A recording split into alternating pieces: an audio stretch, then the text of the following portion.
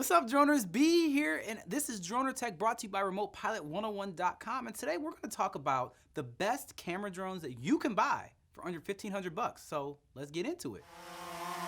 I wanted to make a list because a lot of people like to ask me like what types of drones they should buy for camera stuff. And typically the first question I ask people is how much money do you have and how much do you want to spend?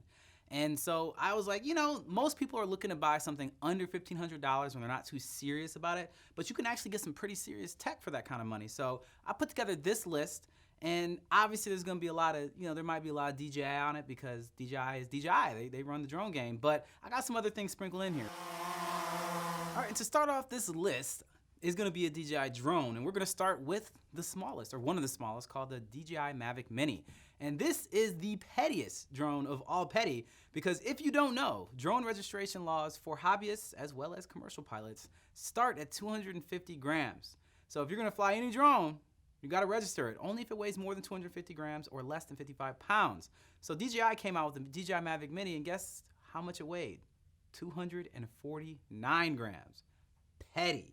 But either way, it still is a real little powerhouse, little compact powerhouse. And I actually went on their website and built out the way that I would buy it if I was gonna do it. And the total amount actually came out to $538. Now that's me getting the Fly More combo, which I normally recommend, a couple extra batteries and things that you're gonna wanna have with it. And I got a cool little carrying case with it because honestly, I always recommend if you have a drone, you should have some kind of way to protect it and keep it, if you're gonna, especially small drones, put it in your backpack or something like that. It just makes your life easier, just trust me. The stats on this drone are looking pretty good. 30-minute flight time, which is, you wanna call it industry standard, but it's pretty good. That's a really, really good flight time. The sensor on it is 1 by 2.3 inch, which is pretty much the smallest sensor you're gonna get in any kind of camera. But it still gets you 2.7K.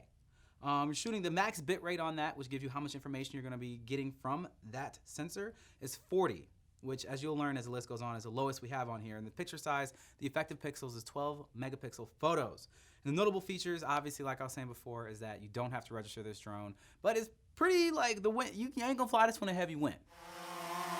Up next, I have the Mavic Air series. Now, originally I was just gonna put one of the two drones on here, but they actually both fit the list, and I think they can kind of be combined into one. Even though they're, Mavic Air 1 versus Mavic Air 2 are very different drones. For this list purposes, so DJI doesn't win the whole list, I'm just gonna put them together. So one of my favorite drones of all time is the Mavic Air 1. It is so small, it's so compact, it shoots 4K footage, and right now, yes, DJI is not manufacturing them anymore, but you can still find one on Amazon for like 800 bucks. And that's the Fly More combo. Like I said, I recommend you get as well. The flight time on this is about 21 minutes, but if you're good at flying, you don't really need much more time than that. The sensor is the same as the Mavic Mini. It's 1 by 2.3 inch, but the bit rate is 100 megabits per second, and the picture size is 12 megapixels, and like I said before, it is a 4K camera. This is my baby. I love this drone. I take it everywhere. It's the drone I recommend to almost anyone that's just like, I wanna have a casual drone. This is one of my favorite drones I've ever flown. It flies like a champ. The only issue I would say that you have with this drone is that a lot of times you need to calibrate the compass when you first turn it on, which literally just means you gotta do the drone dance with it, and it's normally good. After that, it's a beast it is a beast of a drone. Make sure you get ND filters and you'll have great footage. Honestly, I've actually had footage from this drone used on multiple television shows. And that leads us into the Mavic Air 2. Now this is the one that just came out, which for me is the Mavic 2 Mini, is what I call it, because I don't know how it's even the same category as the Mavic Air 1. It's much bigger. It pretty much is the size of a Mavic 2. I think it almost is exactly the size of a Mavic 2. And the camera's pretty impressive, but it costs significantly less. So for the package I put together, I got the ND filters, the car charger, and the Fly More combo. It came out to $1,141. Obviously still significantly below what we're looking at when it's like $1,500 and below, but much more than a Mavic Mini, just depending on what you want. Now we actually are upgrading the sensor size here. We actually have a 1/2 inch sensor, so you're getting more for your image and more for your buck, as well as the flight time is ridiculous. It's 34 minutes. This actually has the longest flight time of any drone of DJI's, also the newest drone, so that's probably normally how they do it. You're also looking at the max bit rate of any kind of footage of being 120 megabits per second, which obviously is the best that we've seen. Is really, really good. And the picture size is something that I still haven't quite figured out that well yet, but it says 12 megapixels, but you also can figure out some kind of digital stitching to do a 48 megapixel image, which I just want to see. Like, is it really truly that, or are they just taking a bunch of pictures, stitching it together, and calling a 48 megapixel picture? That's what I'm guessing it is. Also, this video resolution is pretty impressive. You're looking at 4K 60 frames a second. So you're shooting slow-mo at 4K What's the quality of that? Probably not the greatest in the history, but that it can do it, pretty impressive. It also is the only drone from DJI that has the advanced pilot assistance, which pretty much lets you know when the airplanes are in the area, outside of the Matrice series, and it can do 8K hyperlapse, which is ridiculous. Either way, this drone has a lot of things on it. For the price, it's pretty darn impressive. So I put those two together because it's the Mavic Air series. So up next, we're getting away from DJI, and we got the Altel Evo 8K, which is the Evo 2, by the way. This drone, I wanted the other one so bad, but it was too expensive. So either way, this is one of the 3 models of the Evo 2. There's like the enterprise model that has like the thermal sensor and the zoom lens, way more expensive.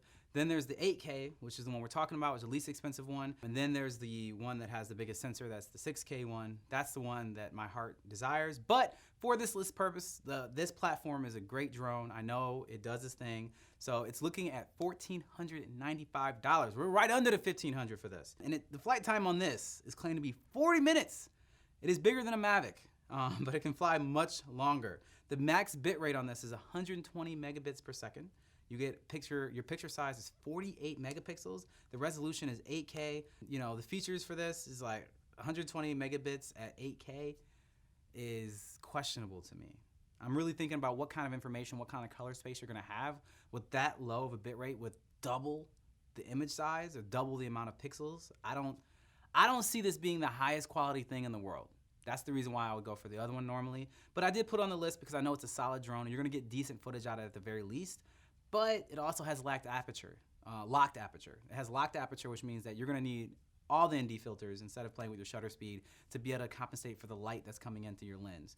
So for this one, it's like, maybe, but I would probably get the other one instead. But it still is under $1,500 in an Autel drone, and this drone is pretty cool.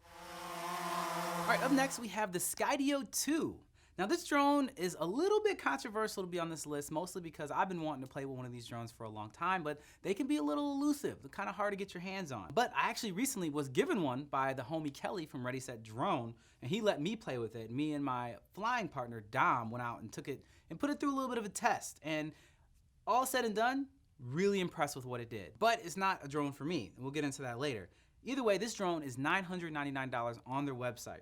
I'm not exactly sure everything that comes with it, but the package that Kelly sent me had 2 batteries. It had a wand to control it with, a controller, and a charging station for everything that you need, as well as a bunch of instructions that made it fairly easy to learn how to use. I was pretty cool with it. The camera itself is actually, pretty much standard 100 megabits per second, 12 megapixel, does 4K 60 resolution. And the big thing about a Skydio outside of its rarity is really actually its object avoidance. If you look at the drone, it has lenses on every corner, it feels like, of the drone. And it's even weird the way that the platform's set up is like one of the propellers are up on the top and the other is down below. It's pretty interesting looking. But this drone it flies itself, man. Like, this is a self-flying drone. The object avoidance system on this drone is extremely impressive. Like, I literally tried to fly it into trees and bushes and even into a mountain in the sense of having it track me and running down the side of a mountain and try to like get behind stuff and like make it so it couldn't find me. It never lost me. It never crashed into anything. It flew around everything with ease. And honestly, it got so close to things that it flew to that it made me uncomfortable, but the drone never even hesitated. It's just like, nope, we're good. Gonna fly around everything. It was extremely impressive how well this drone flew itself. Now, when it comes to the camera moves, not professional level. Like, they were decent. They'll work for if you're posting this to your YouTube or your Instagram or something like that for fun, but a professional would never be able to use these camera moves. So just for fun and you don't want to learn how to fly a drone, the Skydio might be the way to go. And last but not least, yeah, another DJI drone, but I mean, we're here now, right? We got the DJI Mavic 2 Zoom. Yeah, the Mavic 2 actually made it. And this one is gonna be probably the least kitted out drone of any of them, simply because with one extra battery in the base level kit of a Mavic 2 Zoom, you're at $1498. This is the most expensive drone on this list, but it arguably might be the best. The sensor is, again, the small sensor. It's the 1 by 2.3 inch. It does have about a 30-minute flight time, which is obviously, like I said, apparently the industry standard now, but really good. The picture size is 12 megapixel. But the thing about this drone is that it has that zoom feature. There's a lot of ND filters as well that are made specifically for this camera. The camera is a good camera. It's solid. I've seen it. I've used it multiple times.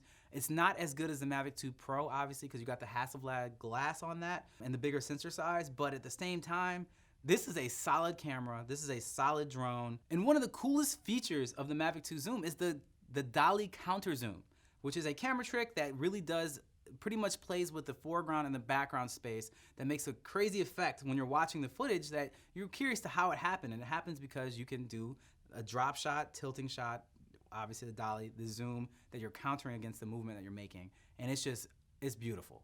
And so this is the only drone on this list that can actually do that shot, but it's also the most expensive drone on the list that'll be the least kitted out. So you make your choices. Tell me in the comments, which of these drones would you get, or which drones didn't make the list that you thought should have made the list? I'm here for it. Droners, thank you so much for watching this episode brought to you by RemotePilot101.com. If you want to see more episodes, Dronr channel got them. And as always, make sure you subscribe and like so that we know that you care about what we're doing. And as always, make sure you stay fly.